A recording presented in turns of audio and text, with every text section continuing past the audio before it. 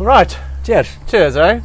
Yeah, it's a bit of almost like an anticlimax after the Lions tour. Yeah. You know, coming to an end, like where every weekend is it's like a World Cup final. Yeah. No, this was a much more of a low-key game. Yeah. I was worried before the game that we are no disrespect, them. no disrespect to disrespect Argentina. to them, We love playing Argentina. Yeah. Well, we love to hate them because Yeah.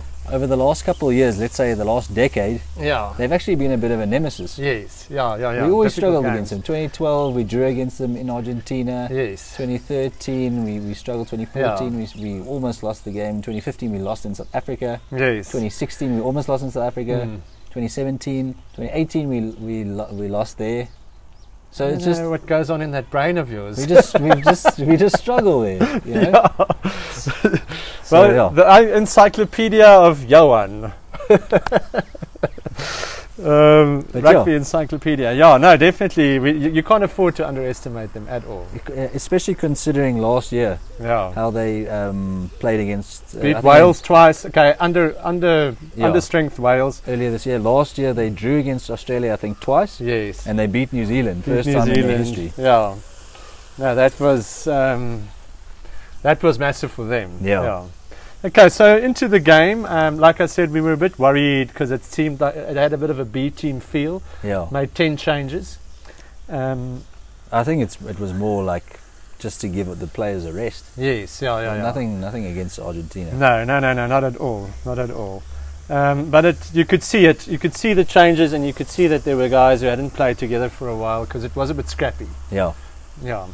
and from both sides, I think Argentina, they've just come off a series against Wales. Yeah. But maybe jumping straight into this Rugby Yeah. Championship was a bit of a step up for them in the end.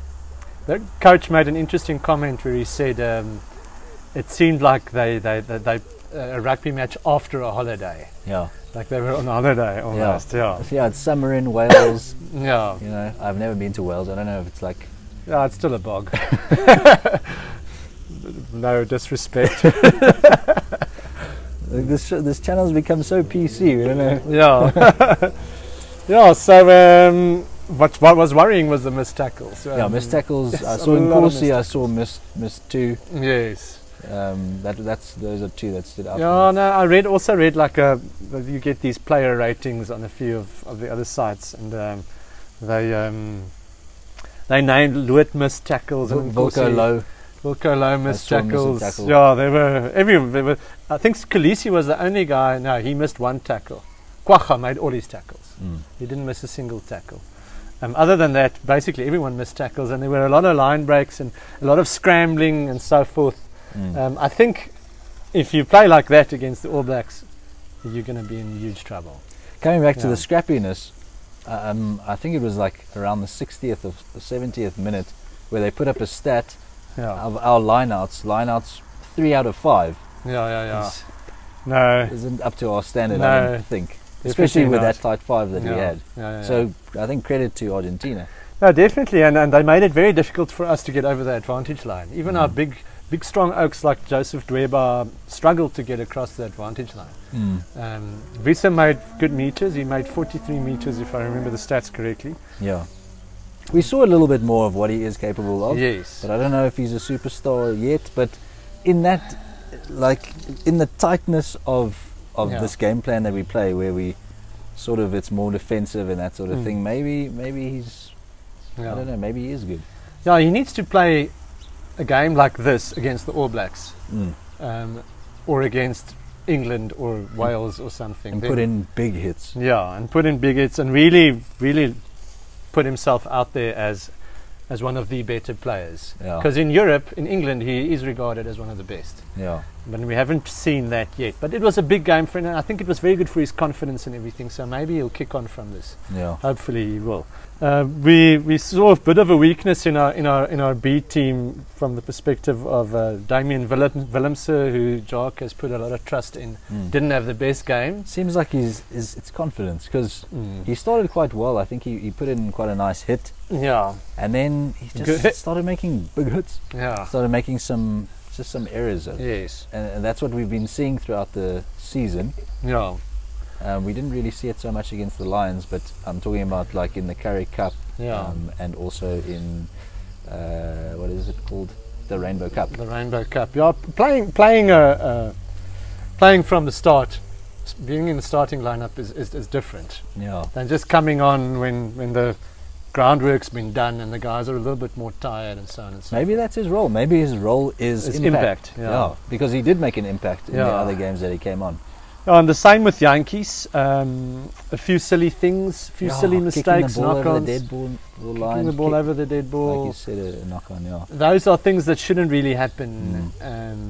Those are things that players do like 3 or 4 times in a career, and we've seen him do these sort of things quite a bit. We started seeing Mornay Steyn do that at some point as well. Yes, so let's when we were also sort of calling for him to go, hang up his boots. Yeah. But now he's on great form. You've got to pick on form. Yeah. I don't have anything against Yankees, but what I saw didn't convince me that he's putting pressure on Pollard necessarily. Yeah, maybe it's time to bring in like one of those like Hail Mary exciting things like in 2014 when Heineke Meyer brought in Andre Pollard. Yes. Maybe it's time to bring in like Jaden Hendricks or someone like that. Yeah, Hendricks' brother, yeah.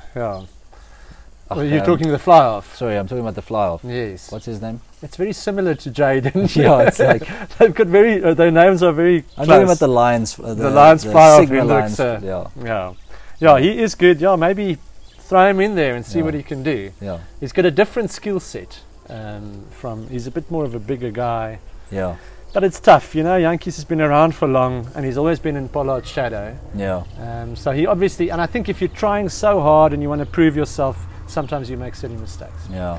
Yeah. But otherwise, he showed some classy moments. Yes. Like his cross kick for Fossey to score a try, that was decent. Yeah. He's got a very good skill set. I just don't know under pressure. Let's just use it. That would be nice. Pelele Fossey is definitely being groomed to take over from Willie, and I think he looks very exciting. And he can play he can play wing, same as when Willie started. He can play wing and fullback. Yeah, and he seems to be running high on confidence as well. Yeah. Yes, and he's handling his skills very good. I mean, lots of pace. To score that try, I mean, there was a lot to do there. Yeah. So error-ridden, bit difficult. I don't know who's banging down the door. Kobus Reinach had a very good game. He had a decent game, yeah. But he also likes playing against slightly lesser opposition when it gets super tight and it's all about the accuracy of the kicks and making decisions. The only criticism I would have of him is that he's a bit slow behind the ruck. Yeah, why does he wait? Yeah, I don't like scrummies who throw up their hands and they're like... Yeah, the scrum as well. You can see, like, you need to get it out now. And you need to make the decisions like this, like Faf. Yeah, that's what we want. So he must come back when we play the All Blacks. Yeah, I think he will. Yeah. I think these things are nearly cooked for a bit of a snack.